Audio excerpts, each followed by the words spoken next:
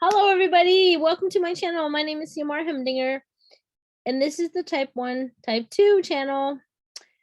I'm hoping that once you watch this channel that you guys have learned a lot about diabetes by the end of this video. I'm going to be perfectly honest with you about diabetes. Everyone that I've ever talked to has always told me that diabetes is the reason people are diabetic is because they eat a lot of sugar. False. That's not true whatsoever. The first thing that makes a person diabetic is the pancreas does not work right, weight loss, weight gain, and genetics. Those are the three main reasons why a person is a diabetic, not because they eat too much sugar. If that's the case, we would all be a diabetic. Now I'm going to present you some information, and I hope this is valuable to anyone that is watching this.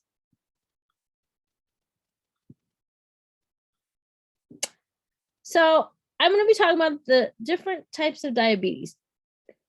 There are 4 different types. There's type 1 diabetes, type 2, gestational diabetes, and pre-diabetes. So I've already explained some of them already to you. Type 1 diabetic is because the pancreas is not working correctly and is not producing any insulin. And type 2 diabetes is that you're making too much insulin, and that has to be controlled by other methods like metformin.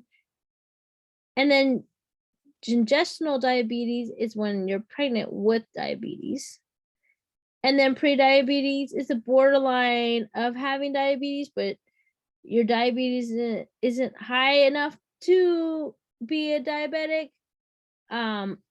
So it's like a pre-stages of having diabetes. Next thing I'm going to talk about is the 3 different types of insulin the diabetics take. First, we have the vials, and then we have the Mellitus. The reason why we need the Mellitus is because of long-lasting insulin that's going all the time. And the vials helps with the sugars, stuff like that. We need long-lasting insulin all the time running with the diabetic. That's what Mellitus is for. And then you use the syringes and you draw it up. Make sure there's no any bubbles. You tap it. Make sure that you're drawing up the amount. And then you have to refrigerate it. Refrigerate it, the insulin itself, and once you take it out, it's only good for 30 days. Now we also have a different type of insulin. It is insulin, but it's in the form of a pen, and it's a disposable insulin where you have a needle at the end that you got to put on it. You have to prime it, and then you have to click how many units you want that you want to administer, and you still have to have the Mellitus as well. Then we have the last thing is the pump. The pump is really good because it has insulin already, and it already has a long-lasting insulin going through it all the time. So you're using the rest of it to cover for sugars and stuff like that. And then you have this GCM, which the GCM is a type of blood sugar checks that diabetics need to check their sugar. The only downside about this GCM is it's not always accurate. So my motto is, in and out, check it out. Because sometimes you have to calibrate, sometimes it's off. It's not perfect. So when they tell you there's no pokes, that's not true. Now we're going to talk about a nutrition label and carb counting. So when you look at a nutrition label, you are more focused than anything to look at the nutrition label more than ever when you're diabetic, because you have to count your carbs. Before, I never even knew what that was until my daughter was diagnosed and I had to understand it. And now I look at the nutritious labels all the time now, because I'm always looking for carbs, or looking for proteins, looking for a bunch of stuff. So to read this one, you have to go by the serving size, not by the container. So for this example, if you give that person 3 ounces of whatever it is, that's 30 carbs. Another 3 ounces, that's another 30 carbs. And then you add those 2 up, and that's how many carbs you would give them. Now we also have the carb-free foods, which are vegetables, cheese, proteins, Coke Zero, and salads. Vegetables, to an extent, don't have that many carbs compared to everything else. of cheese, nothing, protein, meat sticks, those kind of things. Coke Zero usually has no carbs, and salads are really low in carbs. Then we also have the healthy plate that I use a lot with my daughter, or I use for myself in general, even though I don't have diabetes. But that's a helpful tool to use to keep those blood sugar numbers leveled. I also have on this slide a seminar that I did watch recently from JDRF that I learned a couple things that was interesting to me, so I figured I would share this information with you guys. One of the things that I did learn was to keep madness, your madness insane, from being crazy, to manage your diabetes. Overall, there's 3 things that you should do. Check your sugar, give yourself insulin, do carb counting, and you won't go crazy dealing with it.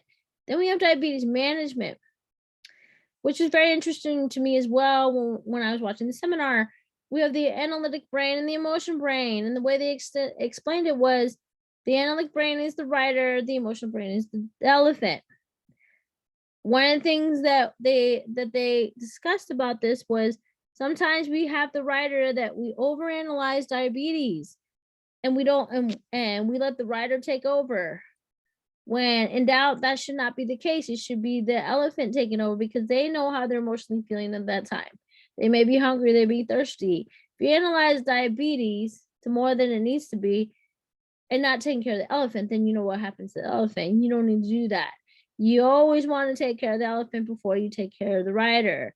The rider is going to be the one that is going to overpower you. You're going to go crazy. Can't do that. You need to let the diabetes elephant take over every time. So basically, for example, if the elephants want pizza, that's okay. You can have pizza. Don't let the rider say no, because they are hungry. They are humans.